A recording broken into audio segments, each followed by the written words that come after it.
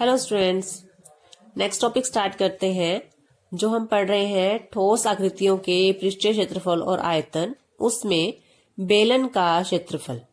बेलनाकार आकृति के बारे में हम पढ़ चुके हैं। बेलनाकार आकृति ये इसका वक्राकार भाग होता है। आधार और ऊपर वाला हिस्सा, ऊपरी हिस्सा जो है, इसके दो वृत्त होते हैं। इस तरह से देखेंगे आकृति को। यहाँ पर एक वृत्त है, ऊपरी सिरे पर भी एक वृत्त है और ये हमारा इसका वक्राकार भाग है। तो हमने जब क्षेत्रफल ज्ञात करना है बेलन का, तो बेलन के क्षेत्रफल में इस वक्राकार भाग का, आधार का और ऊपरी सिरे का, तीनों सिरों का क्षेत्रफल मिलाकर कुल पृष्ठीय क्षेत्रफल बनेगा। तो सबसे पहले देखते हैं इसका वक्र पृष्ठीय क्षेत्रफल। वक्र पृष्ठीय क्षेत्रफल मीन्स जब ऊपर वाला सिरा और नीचे वाला सिरा खुला हो, जिस तरह से एक पाइप होता है या फिर पेन का खाली पोर्शन होता है, तो उसमें हम वहां पर वक्र पृष्ठीय क्षेत्रफल की बात कर रहे होते हैं। जैसे हमारे पास अगर बेलनाकार कोई भाग है और हम देखेंगे हमें उसका क्षेत्रफल कैसे ज्ञात करना है, तो सबसे पहले देखते हैं, ये आकृति ली है मैंने यहाँ पर एक। अब मान लो ये इस तरह से बेलनाकार शेप होती है। ऊपरी हिस्सा ये वृत्ताकार है, ऐसे ही निचला हिस्सा भी वृत्ताकार है। जब ऊपर और नीचे वाले सिरे को खोल दिया जाता है तो ये वाला जो पोर्शन बचता है, ये हमारा क्या है, बेलन का वक्र पृष्ठीय क्षेत्रफल। अब मुझे इसका क्षेत्रफल ज्ञात करना है। ये है बेलन की ऊंचाई h। यहां हम बेलन की ऊंचाई लेंगे और ये जो है, ये है आधार। जो आधार है इसकी त्रिज्या r, वृत्ताकार भाग की त्रिज्या r। अब मुझे क्षेत्रफल ज्ञात करना है। अगर मैं इस पोर्शन को खोल दूं तो देखेंगे ये आकृति क्या है हमारे पास। तो ये आकृति हमारे पास एक आयत है, जिसमें ये पोर्शन हमारा h ऊंचाई है। यहां पर त्रिज्या थी r। जब मैंने इसको पूरे को खोल दिया, खोलने से क्या हुआ, ये पूरा पोर्शन मेरा, जैसे मान लो एक तार है और वो गोल आकृति की है, मैंने खोल दी तो वो तार सीधी हो गई। अब उस तार की लंबाई कितनी है, जितनी इस वृत्ताकार भाग की परिधि है, क्योंकि ये पोर्शन क्या है, एक चक्कर, और एक चक्कर मीन्स परिधि। तो जब मैं इसे खोल दूंगी तो ये जितनी लंबी हो जाएगी, ये है वृत्त की परिधि, और ये किसके बराबर होती है, 2 पाई r। वृत्त की परिधि हमें पता है 2 पाई r। तो अब ये एक आयत है जिसकी लंबाई है 2 पाई r और चौड़ाई है h के बराबर। तो आयत का क्षेत्रफल होता है लंबाई गुना चौड़ाई। तो लंबाई गुना चौड़ाई करेंगे, 2 पाई r गुना h करेंगे तो 2 पाई r h, और ये आ जाएगा हमारे पास बेलन का वक्र पृष्ठीय क्षेत्रफल। तो हमने फॉर्मूला किया बेलन का वक्र पृष्ठीय भी कहते हैं, इसे पार्श्व पृष्ठीय भी कहते हैं, वक्र, या आप इसको कर लो पार्श्व पृष्ठीय क्षेत्रफल। और ये हम कब निकालेंगे, जब हमारे पास कोई बेलनाकार आकृति ऊपर और निचले दोनों सिरों से खुली है। 2 पाई r h, जिसमें h है बेलन की ऊंचाई, r है बेलन के आधार की त्रिज्या, पाई का मान 22/7। नेक्स्ट करेंगे हम बेलन का कुल पृष्ठीय क्षेत्रफल, जिसमें तीनों सिरे हैं, दोनों वृत्ताकार भाग भी और वक्र पृष्ठीय क्षेत्रफल भी। तो बेलन का कुल पृष्ठीय क्षेत्रफल। अब कुल पृष्ठीय क्षेत्रफल में हमारे पास वक्र पृष्ठ का लेना है हमें, जो हम निकाल चुके हैं, 2 पाई r h। इस भाग का वृत्त का क्षेत्रफल लेंगे तो ये होता है पाई r स्क्वायर, और ऊपर वाले वृत्त को भी जोड़ देंगे तो ये भी होता है पाई r स्क्वायर। तो ये है कुल पृष्ठीय क्षेत्रफल।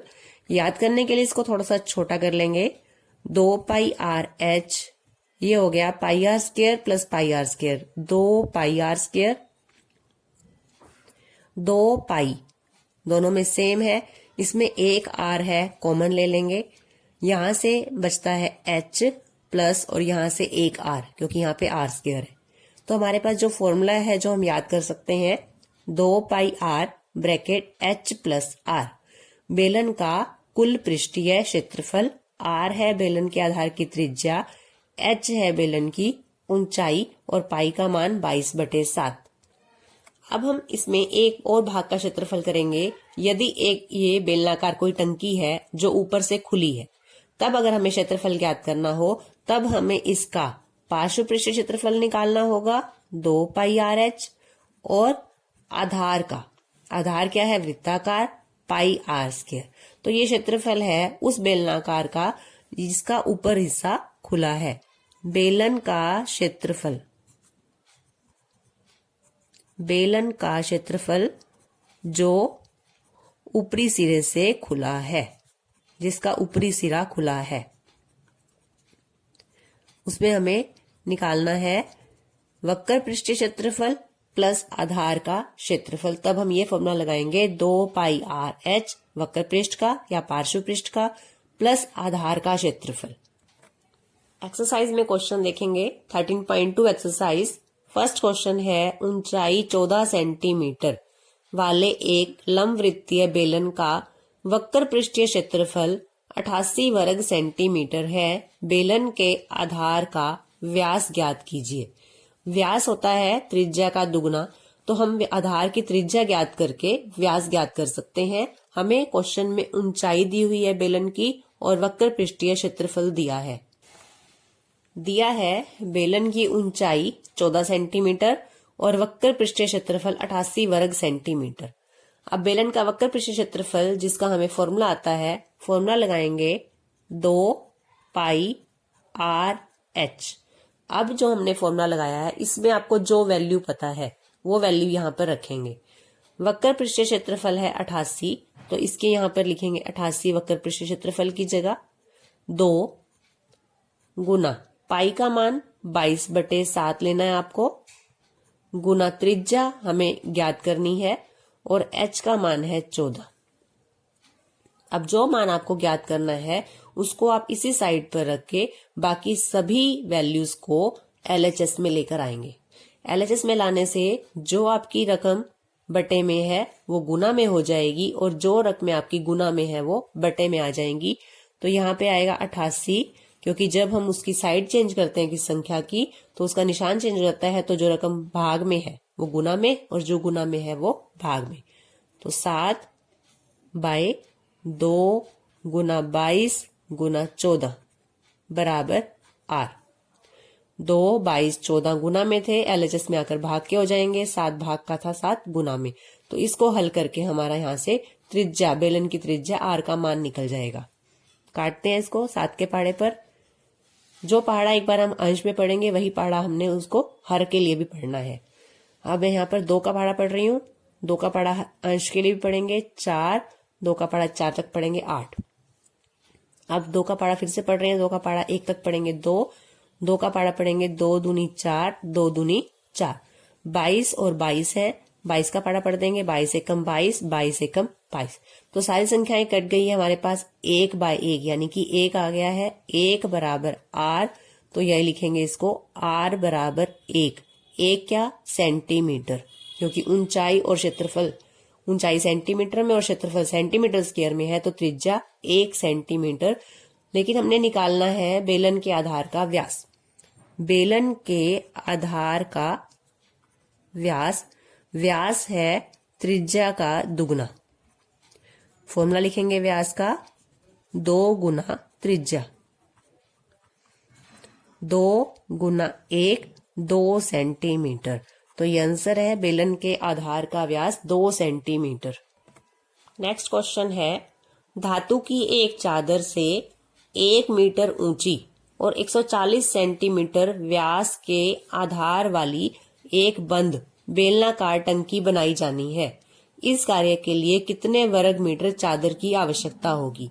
अब जो टंकी है वो बंद बेलनाकार है, यानी यहाँ से भी बंद है, यहाँ से भी बंद है, तो चादर इन दोनों सिरों पर भी लगेगी और वक्र पृष्ठ पर भी लगेगी। तो हमें जब चादर का क्षेत्रफल निकालना है तो हमें बेलनाकार का कुल पृष्ठीय क्षेत्रफल ज्ञात करना है।